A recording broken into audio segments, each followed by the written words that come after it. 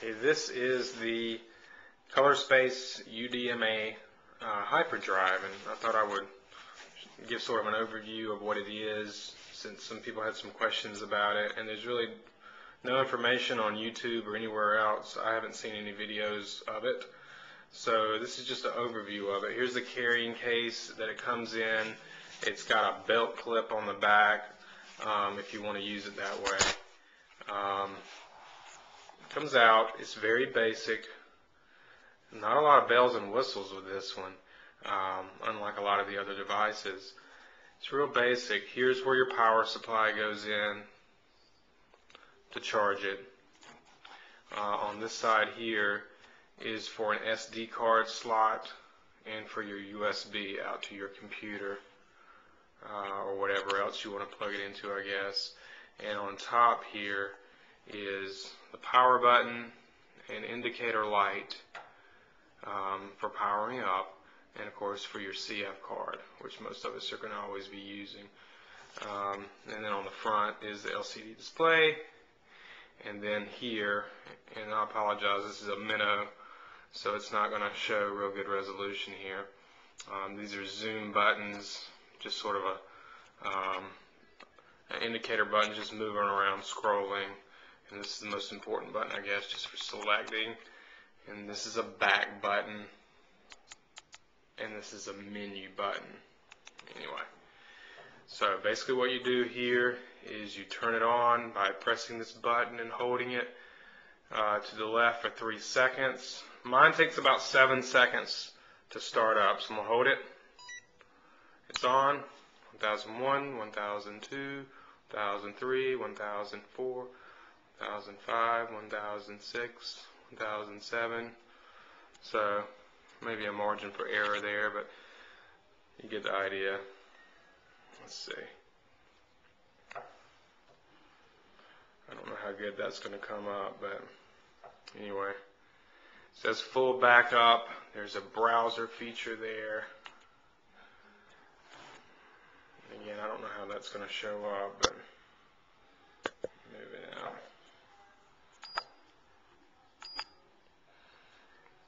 So what you do here is, it's real simple. It's got a backup feature.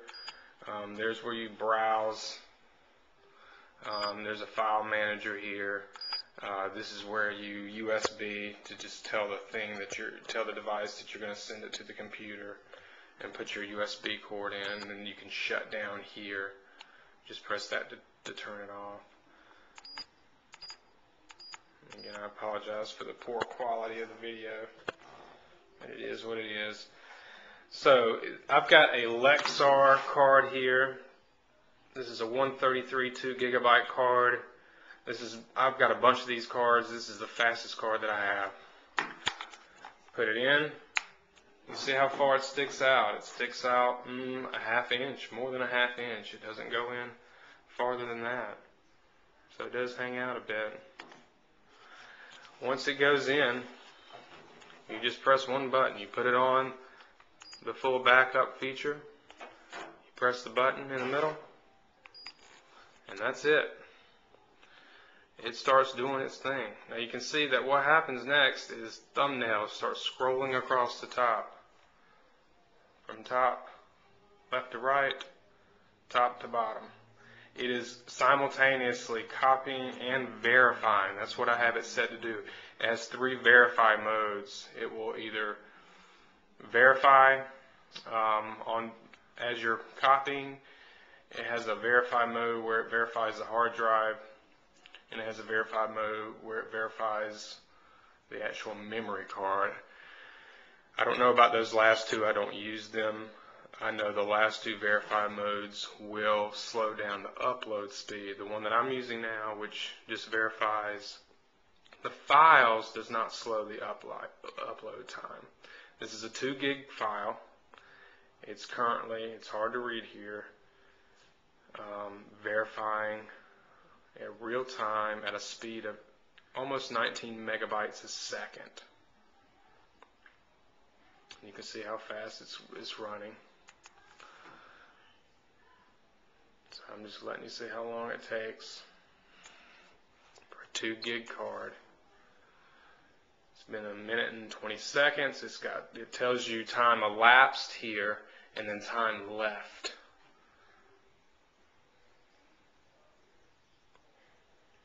With 10 seconds left.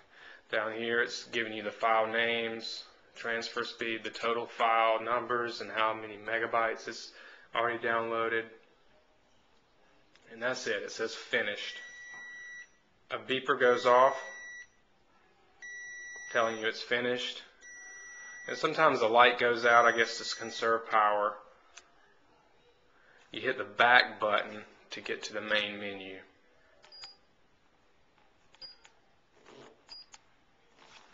Pull the card out. You can do multiple cards if you want to go ahead and do that. It's going to save it folder by folder. It's not going to put them into one giant folder. If you want to see what you just uploaded, you hit the browser. You enter the C drive, which is what that is.